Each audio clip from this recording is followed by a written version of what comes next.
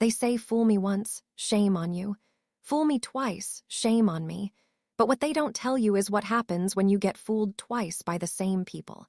What happens when you give someone a second chance and they destroy you again? My name is Amal, and this is the story of how my best friends betrayed me not once, but twice. How I forgave them the first time, and how the second betrayal became the biggest mistake of their lives. It started in 2015. I was 21 years old in my final year at LUMS in Lahore. I had two best friends, Sara and Maha. We'd met in our first year back in 2012 and had been inseparable ever since. We did everything together, studied together, shared apartments, planned our futures. We weren't just friends, we were sisters, or so I thought. All three of us were studying business. Sara was the social one, always networking, always charming, always knowing the right people. Maha was the smart one, top of the class, brilliant with numbers, strategic thinker. And me, I was the creative one, the dreamer, the one who came up with ideas. In our final semester, January 2015, we had a major project, a business plan competition. The winning team would get seed funding of 5 million rupees and mentorship from top Pakistani entrepreneurs. I came up with the idea, an app-based service connecting skilled workers, electricians, plumbers, carpenters with customers, like Uber but for home services. I'd been working on the concept for months. I presented it to Sara and Maha on January 15th, 2015. This is it. This is our winning idea. We do this together, split everything 3 ways, build something amazing. They loved it. We spent the next 3 months developing the business plan. I handled the creative and user experience. Maha did the financials and operations. Sara handled marketing and presentation. On April 20th, 2015, we pitched to the judges. We were brilliant, confident, prepared, and we won 5 million rupees in seed funding, mentorship, everything we needed to start. We celebrated that night, the 3 of us, talking about our future, about building this company together, about changing Pakistan's service industry. I trusted them completely. We were best friends, sisters, partners. I should have known better. The problems started in May 2015. We were supposed to register the company and divide the shares equally, 33% each, but Sara and Maha kept delaying. Let's wait until after graduation, they said. No rush, we trust each other. We graduated on June 5th, 2015. I brought up the registration again on June 10th. Okay, we're graduated now. Let's make this official. Amal, we need to talk, Sara said. Her tone was strange, cold. We met at a cafe in Gulberg on June 12th, 2015. All 3 of us. I thought we were finally going to sign papers. Instead, they handed me a document. What's this? I asked. It's a settlement agreement, Maha said. Her voice was professional, detached, like she was in a business meeting with a stranger. Settlement for what? Amal, we've been thinking. The idea was good, but the execution, the business plan, the financial projections, that was mostly us. You contributed the initial concept, which we value. So we're offering you 10% equity and 100,000 rupees as a consulting fee. I stared at them. What? Sara continued. We're registering the company, Service Hub. It's going to be owned 60% by me and 40% by Maha. We're giving you 10% out of goodwill, because we were friends. We're friends? Are you kidding me? This was my idea. We worked on this together. It was supposed to be equal. Ideas are cheap, Amal, Maha said coldly. Execution is everything. And honestly, your contribution wasn't as significant as you think. We're being generous with 10%. You're stealing from me. We're not stealing anything, Sara said. Everything's legal. We're offering you a fair deal. Take it or leave it. I felt like I'd been punched in the stomach. I can't believe you're doing this, after everything, after years of friendship. This is business, Amal, not friendship. Grow up. I looked at these 2 women I'd trusted with everything. My ideas, my dreams, my friendship, and they were looking at me like I was a nuisance, an obstacle, someone to be bought off. I should have fought them, should have gotten a lawyer. But I was 21, naive, hurt. I just wanted it to be over. I signed the agreement on June 15th, 2015. Took my 10% and my 100,000 rupees, and walked away from what should have been my company. The next year from June 2015 to June 2016 was brutal. I watched from the sidelines as Sara and Maha built Service Hub, used my idea, my concept, my vision. And they were successful, really successful. By December 2015, they'd launched in Lahore. By March 2016, they'd expanded to Karachi and Islamabad. By June 2016, the company was valued at 50 million rupees.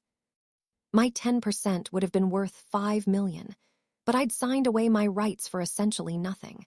I couldn't even sell my shares without their permission per the agreement. I felt stupid, betrayed, worthless. I'd given them everything and they'd taken it without hesitation. People would ask me about Service Hub. Isn't that your idea? Aren't you involved? I had a small role early on, I'd say, not wanting to explain the whole story, not wanting to admit how badly I'd been used. Sara and Maha became minor celebrities in the startup world, featured in magazines, invited to conferences, called successful female entrepreneurs. Nobody knew about me. Nobody knew the idea had been mine.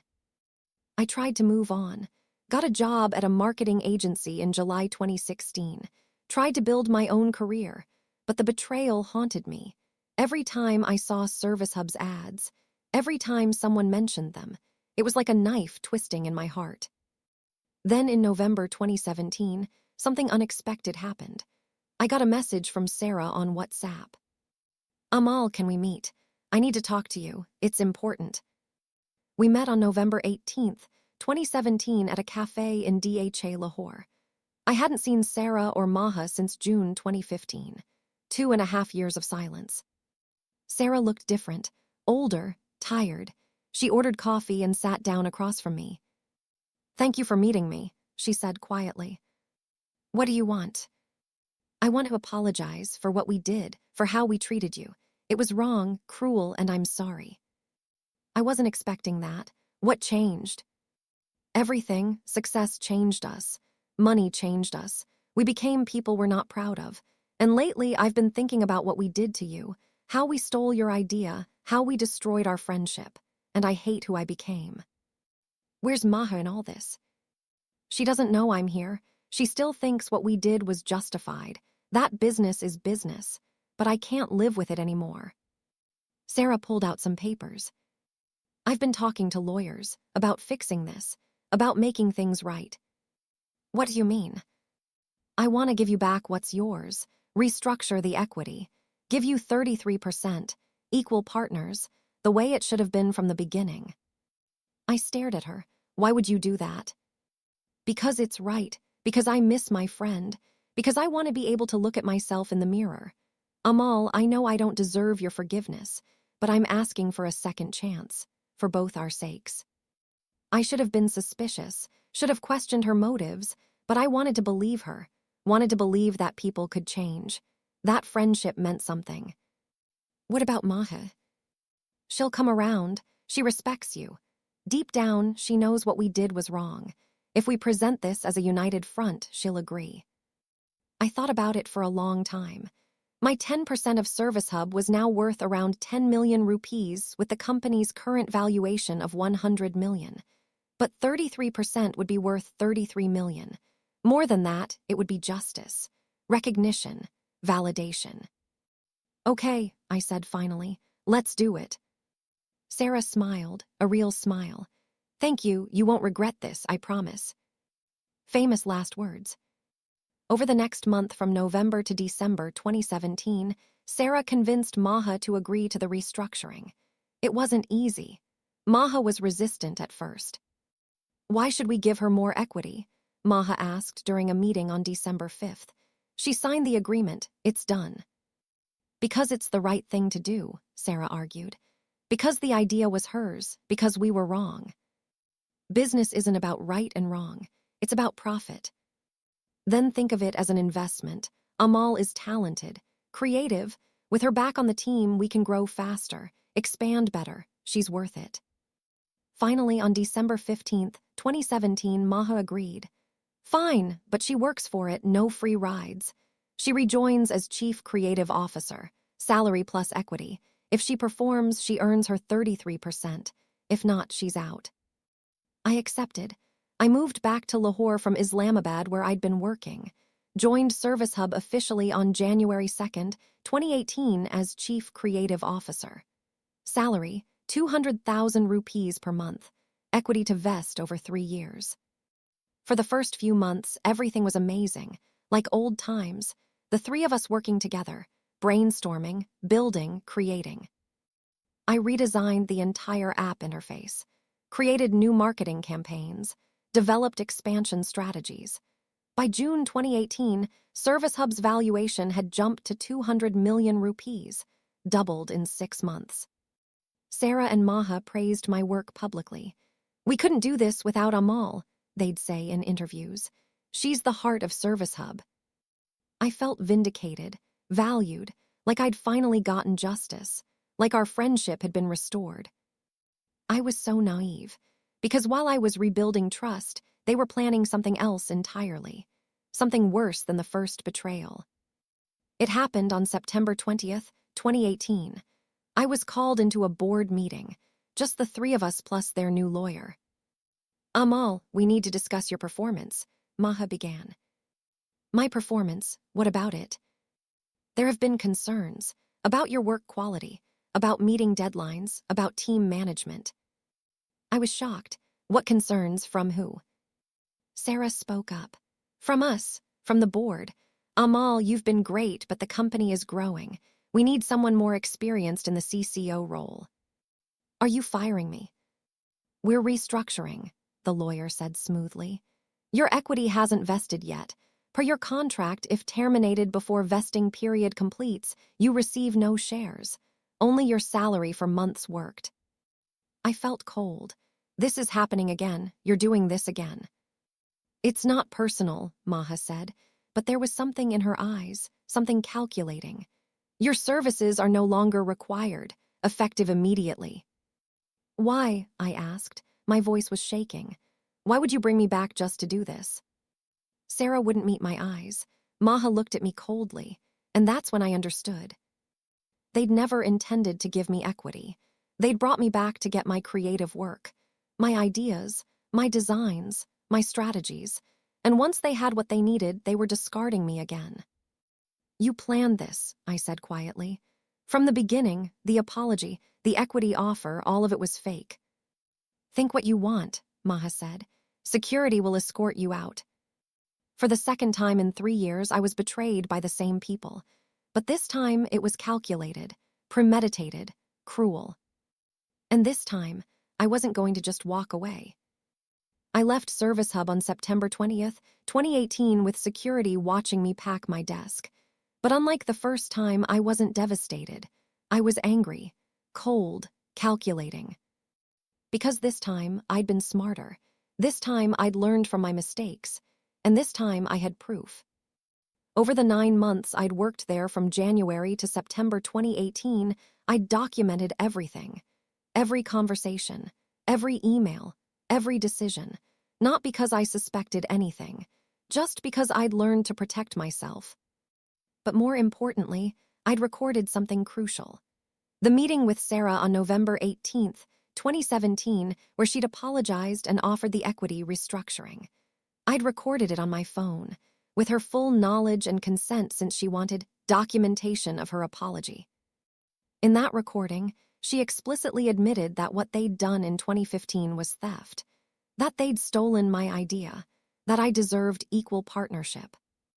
I also had emails from September 2018 showing the company's valuation had doubled specifically because of my work, my designs, my strategies, and I had my employment contract that promised equity vesting. On September 25th, 2018, I went to see a lawyer, not just any lawyer, one of Pakistan's top corporate litigators, Mr. Jahangir Siddiqui. I showed him everything. The 2015 agreement signed under duress, the 2017 recording admitting theft, the 2018 contract, the evidence of my contributions, the pattern of betrayal. He reviewed everything carefully. Then he smiled. Ms. Amal, you have an exceptional case. This isn't just breach of contract. This is fraud, pattern of deception. We can sue for equity, damages, and punitive penalties. How much are we talking about? Based on current valuation and your proven contributions, conservatively, 50 to 70 million rupees, possibly more. Do it. This will destroy them, their reputation, their business, everything. Good, they had their chance. They betrayed me once and I forgave them. They betrayed me twice. Now they pay. The lawsuit was filed on October 10, 2018. The news spread through Lahore's startup community like wildfire. Service Hub founders sued by former partner. Fraud allegations rock successful startup. Corporate betrayal exposed. Sara and Maha's carefully crafted public image crumbled overnight. Investors started asking questions. Clients became nervous. Employees were worried. On October 15th, Sara tried calling me. I didn't answer. She sent messages. Amal, please, we can work this out. Don't do this. Too late. The time for working things out was gone. They'd had multiple chances, multiple opportunities to do the right thing. Instead, they'd chosen betrayal. Again. The court hearings began in November 2018. My lawyer presented the evidence systematically. The 2015 theft, the 2017 admission recorded, the 2018 fraudulent termination, the pattern of exploitation. Sara and Maha's lawyer tried to fight back, claimed the recordings were inadmissible, that I'd signed agreements, that this was just a disgruntled employee. But the evidence was overwhelming, and the judge wasn't buying their arguments. On January 15, 2019, a preliminary ruling came. The judge ordered Service Hub to maintain status quo. No major business decisions without court approval. No sale of assets. Essentially, the company was frozen. Their valuation, which had been $200 million, started dropping. Investors pulled out. Deals fell through. By February 2019, the company was worth barely $120 million. Sara called me again on February 20th, 2019. This time I answered. Amal, you're destroying the company. Everything we built. Everything I built, that you stole, twice. We can settle, give you what you want, just drop the suit. What I want is justice, and I'm going to get it. You'll get nothing if the company goes bankrupt. Then we'll all get nothing. At least I'll have the satisfaction of knowing you paid for what you did. I hung up, because this wasn't about money anymore. It was about principle, about showing them that actions have consequences, that you can't betray people repeatedly and expect to get away with it. By April 2019, Service Hub was in crisis. The lawsuit had made it toxic. Employees were leaving. Customers were canceling. The company that had been worth $200 million was now struggling to survive. On April 25th, 2019, their lawyer requested a settlement meeting. We met at a mediation center in Lahore with neutral arbitrators present. Sara looked broken. Maha looked angry but defeated. Their lawyer looked exhausted. Let's discuss terms, the arbitrator began. Ms. Amal, what are you seeking? My lawyer responded. 40% equity in Service Hub, recognition as co-founder, public apology, and 15 million rupees in damages for the years of exploitation and emotional distress. That's insane, Maha exploded. The company isn't even worth that much anymore. Because of your fraud, my lawyer said calmly. You destroyed its value through your actions. That's not Ms. Amal's problem. We negotiated for 6 hours, back and forth, offers and counteroffers. Finally, we reached an agreement. I would receive 35% equity in Service Hub, making me the largest single shareholder. Sara and Maha would each have 32.5%. I'd also receive 10 million rupees in damages, paid over 2 years, plus a public acknowledgement of my role as original founder and creative mind behind Service Hub. Additionally, I'd have veto power over major company decisions. They couldn't sell, merge, or make significant changes without my approval. The settlement was signed on May 10th, 2019. After 4 years of betrayal and fighting, I finally had what should have been mine from the beginning. But more importantly, I had power over the people who tried to destroy me. June 2019. I returned to Service Hub not as an employee, but as principal shareholder and co-founder. The power dynamic had completely shifted. Sara and Maha had to work with me now, had to run decisions by me, had to acknowledge me publicly as the founder. Every interview, every article had to include my name and contribution. The first board meeting after my return was on June 15th, 2019. I walked into that conference room and saw their faces. Sara looked ashamed. Maha looked resentful. "Let's talk about the future," I began. "This company was built on betrayal. That ends now. We do things right. We treat people fairly. We build something we can actually be proud of." "What do you want?" Maha asked bitterly. "I want us to succeed, but my way, with integrity, with honesty. Or I can use my veto power to block every decision you make until this company suffocates. Your choice." They had no choice. They agreed to my terms. Over the next year from June 2019 to June 2020, I took control of Service Hub's direction. I restructured employee contracts to be fairer, improved working conditions, created profit-sharing programs, changed the company culture from exploitative to supportive. The company started recovering. By October 2019, we'd stabilized. By March 2020, we were growing again. By June 2020, valuation was back up to $180 million. But Sara and Maha hated every minute of it. They'd gone from being the queens of their empire to having to answer to me. The person they'd betrayed twice was now their boss. And I made sure they never forgot it. By December 2020, Service Hub had fully recovered. We were expanding into new cities. Valuation had reached 250 million rupees. We were stronger than ever. But I'd learned my lesson. You can't build something lasting with people who have betrayed you. Trust, once broken twice, can never be repaired. On January 5th, 2021, I made my move. I reached out to a major tech company in Dubai that had been interested in acquiring Pakistani startups. Service Hub is potentially available for acquisition. Are you interested in discussing terms? They were very interested. We negotiated secretly for 2 months. On March 10th, 2021, I presented a board proposal. "I have an acquisition offer, 300 million rupees, all cash, complete buyout." Sara and Maha were shocked. "You want to sell the company?" "I have 35%. I'm voting yes. You two together have 65%. You can block it, or you can take the money and move on with your lives." "Why would you do this?" Sara asked. "We're finally successful, finally stable." "Because I've gotten what I came for: justice, recognition, financial compensation. But I've also learned I can't work with people I can't trust, and I will never trust either of you again." Maha looked at the numbers, at her calculator, at what her share would be worth. 97.5 million rupees each. "Almost 100 million, I confirmed. "Clean exit, fresh start, everyone moves on." They voted yes. On April 15th, 2021, the acquisition was finalized. Service Hub was sold. The company we'd started together that they'd stolen twice was gone. I walked away with 105 million rupees. Sara and Maha each got 97.5 million. We were all rich, but only I had one. It's now November 2024. Almost 4 years since the sale, almost 10 years since the first betrayal.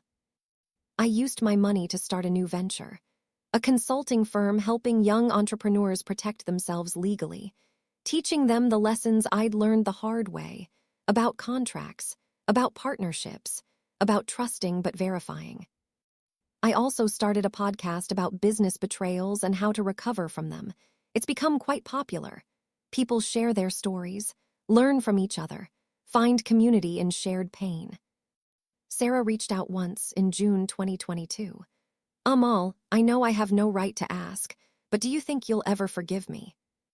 "I've already forgiven you," I told her honestly. Forgiveness doesn't mean reconciliation. It means I've let go of the anger, I've moved on, but we'll never be friends again. That door is permanently closed. I understand. For what it's worth, I learned from this. I'm different now. Good. Be better for the next people in your life, just not for me. As for Maha, I've heard she started another business. It failed within a year. Turns out, without someone else's ideas to steal, she wasn't as brilliant as she thought. So what did I learn from being betrayed twice by the same people? I learned that first betrayals are often mistakes, heat-of-the-moment decisions, greed, weakness, things that can potentially be forgiven. But second betrayals, those are choices, calculated decisions, patterns of behavior, and they deserve no mercy. I learned that forgiveness is important for your own healing. But forgiveness doesn't mean letting people back into your life. You can forgive someone and still protect yourself from them. I learned that some people are fundamentally exploitative. They see relationships as transactions. They'll take whatever they can get away with taking, and the only way to deal with them is through legal protection and firm boundaries. I learned that documentation is everything. Record conversations, save emails, keep evidence, not because you're paranoid, but because you're smart. Most importantly, I learned that the best revenge isn't destruction. It's success. It's taking what they tried to steal and building something bigger. It's walking away rich while they're left with nothing but regret. They betrayed me twice. The first time I was naive. The second time I was prepared. And that preparation turned their biggest mistake into my greatest victory. To everyone who's been betrayed. To everyone who's given second chances only to be hurt again. To everyone who's wondered if they were stupid for trusting. You're not stupid. You're human. You wanted to believe in people. That's not weakness. That's hope. But here's what you need to remember. First betrayals deserve forgiveness. Second betrayals deserve consequences. If someone shows you who they are once, believe them. If they show you twice, make them regret it. They betrayed me twice thinking I'd just accept it. Thinking I was too weak, too nice, too forgiving to fight back. They were wrong. The second betrayal wasn't my mistake. It was theirs. And it cost them everything. That's not revenge. That's justice. That's standing up for yourself. That's refusing to be anyone's victim twice. Fool me once, shame on you. Fool me twice, that's your biggest mistake. Because the second time, I'm not just walking away. I'm taking everything you tried to steal. And I'm making sure you never forget what it cost you to betray me again. That's the lesson. Learn it well.